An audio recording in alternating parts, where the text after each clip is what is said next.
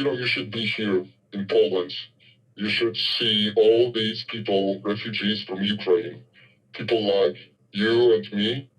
Hackers fighting against Russia's information war. We knew that there are people all around the world who would like to do something, but since they can't buy a gun and fight against Russia, we decided to let them use their smartphones instead. This man, part of so-called Squad 303, online activists in Poland who have built a tool that allows anyone to send text messages and emails to Russians to give them information about the war in Ukraine. An attempt to get around Vladimir Putin's growing digital Iron Curtain. Russia recently cut off access to Facebook and Twitter. There's a new group that just came out with a website to allow you to text Russian cell phones. So how many text messages do you think you've sent to Russians over the past few weeks? 3, 4, 5, 6,000. I couldn't even count. It just keeps going.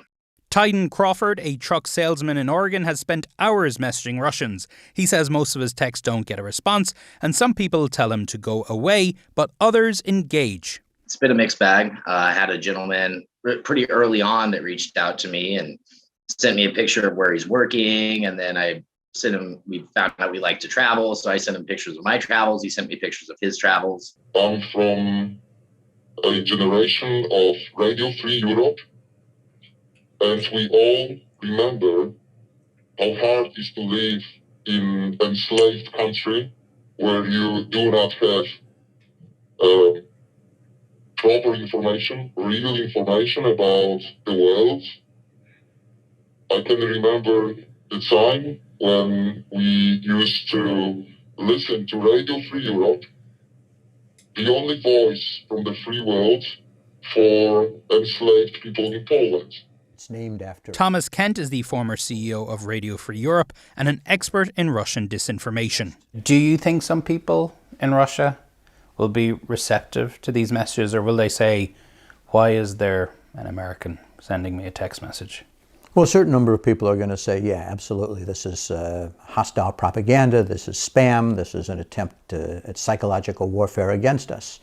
But many others will be grateful for some information that they're having trouble to get, and maybe be affected by the fact that there's someone out at the end of the communication who really would like to hear from them. Other so-called hacktivists taking a different approach. On the Telegram app, a group called the Ukraine IT Army has amassed 300,000 members. It sends out lists of Russian websites to attack. You're a coder, not a gunner. Yes, that's true. We spoke to an organizer of the group over the phone. He said he is in Ukraine. So I think I saw over the weekend you took down some food delivery services, like for takeout in Russia. I think I saw you guys targeted some banking services in Russia. I mean, what you're doing is targeting Russian citizens, people in Russia. Do you think that's fair? Well, that's exactly the point that I wanted to convey, right? We want those people feel that the war is started, and not only Ukraine involved on that. Because there are many people in Russia, they don't feel that the war is there, and we want them to feel that.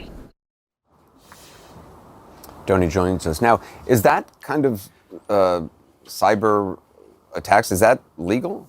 Yeah, Anderson, I mean, this is a difficult one in that the Ukrainian government is pushing people. Its ministers are tweeting about that IT army, which is telling people to go attack these Russian websites. But certainly a lot of this activity is illegal. We asked a U.S. State Department spokesperson about all of this because some Americans, there are 300,000 members of this so-called IT army. Some of them may be Americans.